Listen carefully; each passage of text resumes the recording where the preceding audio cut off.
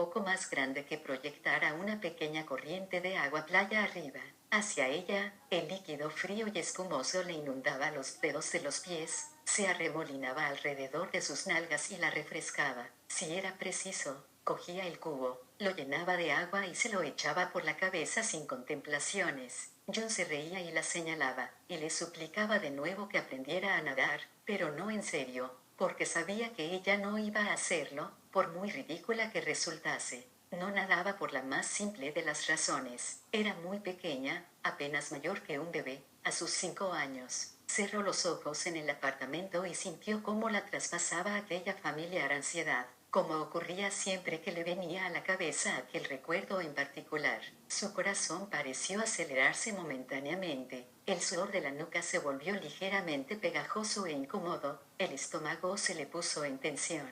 Pensó un momento en la potencia del miedo, que no había disminuido ni siquiera tras varias décadas de recuerdos. Ella estaba sentada en la arena con su madre. Su padre se encontraba en el agua, zambulléndose en las olas y emergiendo de nuevo con aquella vitalidad juvenil de la que siempre hacía gala en la playa. Su madre la miró y le dijo: «Merce, cariño, acércate a tu padre y dile que ya es hora de comer». Fue una petición de lo más inofensiva. Incluso sentada ahora en su apartamento le parecía muy fácil. La detective Barren cerró los ojos y lo recordó todo paso a paso, con nitidez bañada por el sol. Se levantó de un salto, se dio la vuelta y echó a correr hacia el agua con la vista fija en su padre, que en aquel momento le había dado la espalda para recibir una gigantesca ola que se acercaba a la playa a toda velocidad. Al tiempo que abría la boca para llamarlo, miró hacia arriba y vio que se había metido debajo de una ola muy cerrada.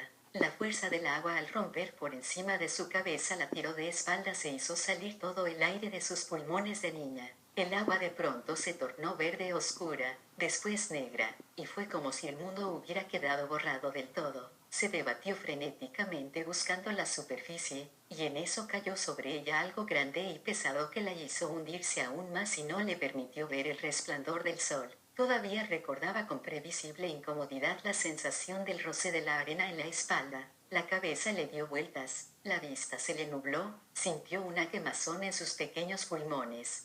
El corazón se le encogió al verse rodeada por la oscuridad. La verdad era que no sabía lo que era la muerte, pero en aquel increíble instante tuvo la seguridad de haberla visto de cerca, y entonces, de repente, se vio sacada de aquella negrura y alzada, sin aliento, hasta la luz del sol. Era su padre. La zambullida de él lo había arrastrado directamente encima de su hija. Había sido él quien la había hundido más, y también él quien la había sacado. Recordó unas pocas lágrimas que se secaron rápidamente al calor de la tarde. El resto del día lo pasó jugando a salvo en la arena, pero por la noche, acurrucada en su cama, cuando la luz del día ya se había oscurecido y su habitación se hallaba sumida en las sombras, lloró amargamente y juró no volver a meterse en las olas nunca más, no volver a experimentar nunca aquella sensación del mar cerrándose por encima de ella y no volver a meterse jamás en el agua. ¡Qué cabezota!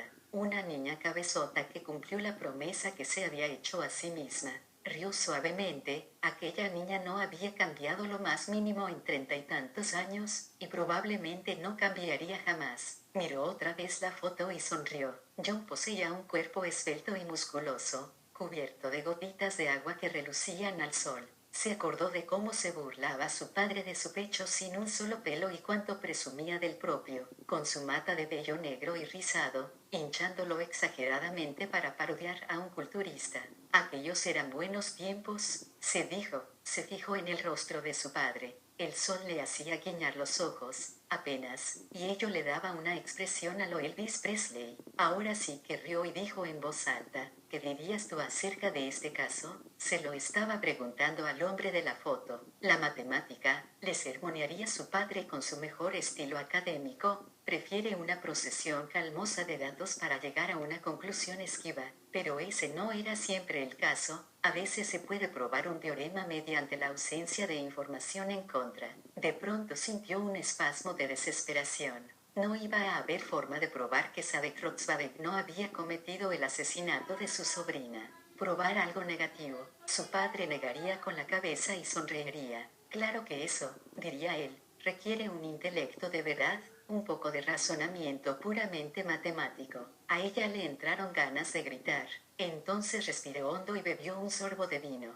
Reflexionó, irritada, sobre el concepto de prueba. Una prueba legal, una prueba que se presenta y se tiene en cuenta en un tribunal. Una prueba que resuelve casos de asesinato. Una prueba circunstancial más oportunidad es igual a suposición de culpa. Y, por último, la ausencia de hipótesis alternativas equivale a un veredicto. El cuadrado de la hipotenusa es igual a la suma de los cuadrados de los catetos. La lógica, se dijo, es insidiosa. Toda la lógica apunta al árabe. Vivimos en un mundo que insiste en la acomodación. Para cada acción existe una reacción igual y opuesta, pero todos los instintos apuntan en otra dirección. ¿Qué tenía? Un asesinato que tiene lugar no exactamente como quisieran los investigadores. Un sospechoso que encaja casi a la perfección en el nicho en que se quiere que encaje, salvo por uno o dos detalles cruciales. Empieza por el origen del dilema, hubiera dicho su padre.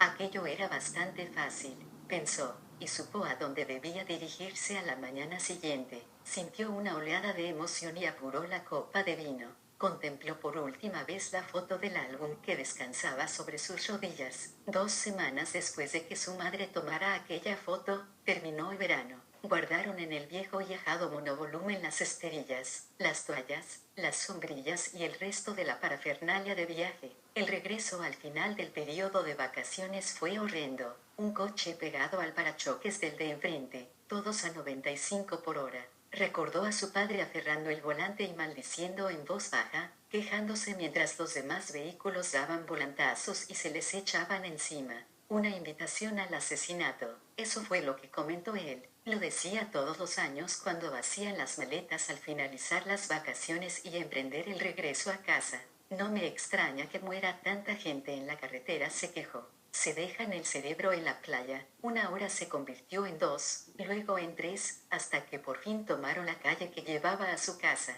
Recordó que su padre adoptó su mejor acento a lo Charles Lawton y se apoyó contra el volante exclamando, repugnante perspectiva, mientras la agotada familia lanzaba vítores. Contempló una vez más la instantánea y vio de nuevo a todos descargando el coche y a su madre volviéndose hacia su padre y diciéndole, en casa no hay nada para cenar, échate una carrera hasta la tienda de la esquina y compra unas hamburguesas. Su padre asintió, subió otra vez al coche y se despidió asegurando, vuelvo dentro de 15 minutos, pero no volvió. Ella y John se encontraban en el césped de la entrada, metiendo las cosas en casa, y oyeron a lo lejos las sirenas de la ambulancia y de la policía. Levantaron la vista, pensaron que no era nada y continuaron cargando cosas. 2 adolescentes bebidos se habían saltado una señal de stop y se habían estrellado de costado contra él. El impacto lo desplazó del asiento y resultó aplastado por el vehículo, que le pasó por encima.